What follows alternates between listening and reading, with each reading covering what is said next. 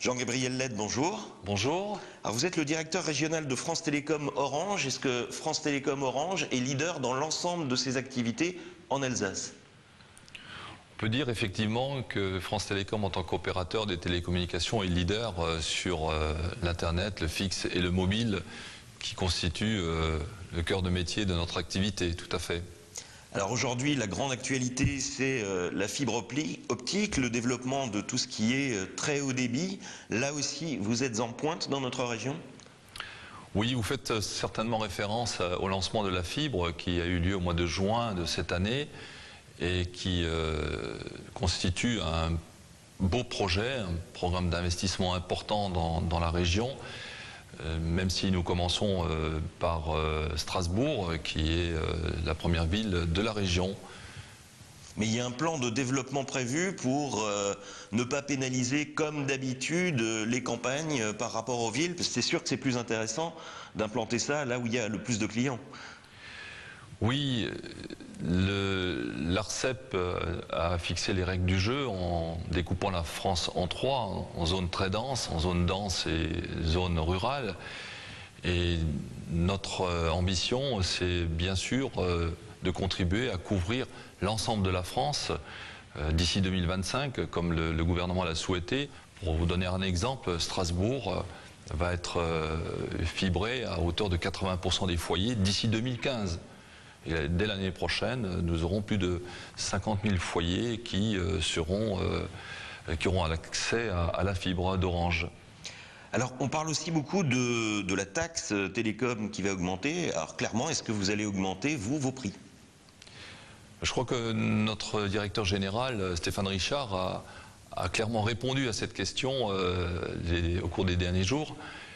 Donc, nous allons répercuter, effectivement, comme d'autres opérateurs, l'équivalent de ce surcoût lié à cette taxe que nous trouvons injuste. Nous la trouvons doublement injuste, d'abord parce que cette taxe va peser pour plus de 400 millions d'euros dans nos comptes, donc elle nous rendra moins compétitifs, et d'autre part, elle ne s'applique pas à tous les opérateurs. Donc je vous laisse deviner, mais en tout cas, ça ne sera pas le cas pour tout le monde, donc c'est quelque part une rupture de l'égalité dans la compétition que nous vivons. Donc une risque de perte de part de marché pour France Télécom Orange. Alors France Télécom Orange, c'est aussi une stratégie de contenu avec des chaînes, avec du football. Est-ce que cette stratégie vous a permis de gagner des nouveaux clients? Cette stratégie, effectivement, était dictée par la conquête de nouveaux clients. Il se trouve que malgré le succès indéniable de la chaîne Orange Sport et des chaînes d'Orange Cinéma Série, où nous comptons aujourd'hui plus de 800 000 clients, elle n'a pas complètement répondu à notre attente de conquête de nouveaux clients dans l'Internet. Alors dernier point, on parle souvent de France Télécom en raison d'un malaise social qui règne dans l'entreprise. Est-ce que vous ressentez ça en Alsace également? Nous ne sommes pas restés à l'écart, bien entendu, de cette crise profonde que nous avons vécue en fin d'année dernière et on va dire au premier semestre de cette année. L'Alsace a été touchée, même si ça l'était à un moindre degré peut-être que d'autres régions qui ont connu des drames importants.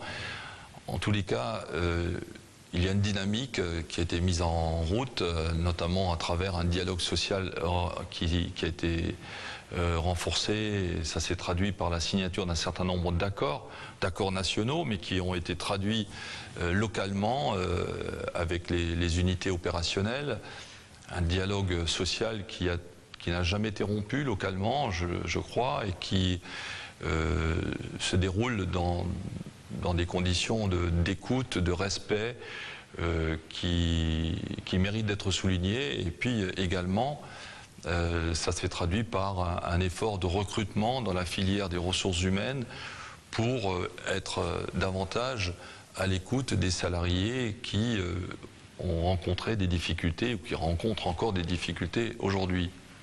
Mais je crois que ce qui est le plus important aujourd'hui, c'est les projets nouveaux dans lesquels les salariés ont envie de se reconnaître et partager à nouveau la fierté d'appartenance à cette entreprise dans laquelle ils travaillent quotidiennement. Jean-Gabriel Lett, merci. Merci.